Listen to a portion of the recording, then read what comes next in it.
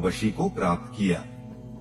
फिर वह अनेक भोगों में तृप्त होकर भगवान विष्णु की भक्ति करता हुआ जन्म मृत्यु के बंधन से मुक्त हो गया। इसलिए हे श्रेष्ठ मुनियों, यह संसार माया और दुखों से भरा हुआ है। जीव कई योनियों में भटकने के बाद बड़ी मुश्किल से यह दुर्लभ मानव शरीर प्राप्त करता है। इस शरीर में ब्राह्मणत्व, फिर विवेक, उस पर धार्मिक बुद्धि और फिर श्रेष्ठ कर्मों में प्रवृत्ति तथा भगवान वासुदेव की भक्ति, यह सब एक क्रम से और कठिन प्रयास से प्राप्त होते हैं। इसी क्रम में वासुदेव के प्रति प्रेम उत्पन्न होता है। भगवान कृष्ण की भक्ति प्राप्त करने का एक और तरीका है अन्य देवताओं की आराधना।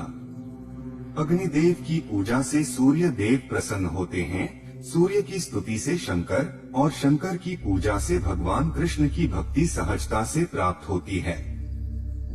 यह सब तभी संभव है जब कोई मन, वाणी और कर्म से सच्चे हृदय से भगवान की भक्ति करे। कुछ वैष्णव भक्त विष्णु की पूजा नहीं करते। इसका कारण बताते हुए व्यास जी कहते हैं कि संसार में दो तरह के प्राणी होते हैं, दैवी और आसुरी। दैवी स्वभाव वाले प्राणी आत्मा से शुद्ध होते हैं और मानते हैं कि जीवन की सार्थकता विष्णु की भक्ति में है, जबकि आसुरी स्वभाव वाले भौतिक सुखों को ही सब कुछ समझते हैं और भगवान की उपेक्षा कर देते हैं।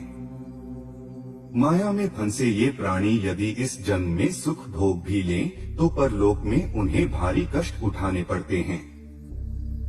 बहुत पहले की बात है, एक नगर में अग्निघ्र नामक राजा राज्य करता था। उसके पौत्र धर्माराम नामक युवक थे। अपने नाम की तरह वह धर्मनिष्ठ और चरित्रवान थे। पिता की सेवा में तत्पर, प्रजा की भलाई के लिए चिंतित और अध्ययनशील भी थे। विवाह योग्य होने पर भी उन्होंने विवाह से इनकार कर दिया। जब उनके पिता कालदमन ने उन्हें समझाया कि पितृ ऋण से मुक्त होने और वंश वृद्धि के लिए विवाह आवश्यक है, तो धर्माराम ने उत्तर दिया कि वह पूर्व जन्मों में विभिन्न योनियों में जन्म ले चुके हैं, झाड़ी, बेल, सर्प, हिरण, पशु पक्षी, स्त्री पुरुष, यक्ष, किन्नर, गंधर्व, दैत्य, असुर आदि। अब वह इस चक्र में नहीं पड़ना चाहते। उन्होंने बताया कि एक जन्म में वह सुतपा ऋषि के घर जन्मे थे, जहां उन्हें धर्म की समझ आई और भगवान कृष्ण के प्रति अनुरक्ति उत्पन्न हुई। वे उपवास, जप, तप, ध्यान और आराधना में लीन होकर भगवान वासुदेव को प्रसन्न करने का प्रयास करते रहे। उनकी इस भक्ति से प्रसन्न होकर भगवान कृष्ण ने उन्हें दर्शन दिए और उनकी इच्छा पूछी। तब उन्होंने कहा, हे त्रिलोकीनाथ, कृपया मुझे अपनी माया का अनुभव कराएं। कृष्ण की माया को जानना आसान नहीं। एक बार नारद जी ने भी जानने की कोशिश की थी। तब भगवान ने उन्हें जल में उतरने को कहा। जैसे ही नारद जल में उतरे, वे काशी नरेश की सुंदर कन्या में बदल गए। बाद में उस कन्या का विवाह विदर्भ नरेश के पुत्र सुधर्मा से हुआ। पिता की मृत्यु के बाद सुधर्मा राजा बने और उन्होंने राज्य का भली भांति संचालन किया। एक दिन किसी कारण काशी और विदर्भ के बीच युद्ध हुआ। इस युद्ध में दोनों पक्षों के कई सदस्य मारे गए। पति की मृत्यु से दुखी होकर वह स्त्री सती होने चली गई और चिता में प्रवेश कर गई। तभी भगवान विष्णु ने अपनी माया समाप्त की और उस स्त्री को पुनः नारद के रूप में परिवर्तित करते हुए कहा, तुमने मेरी माया को जान लिया।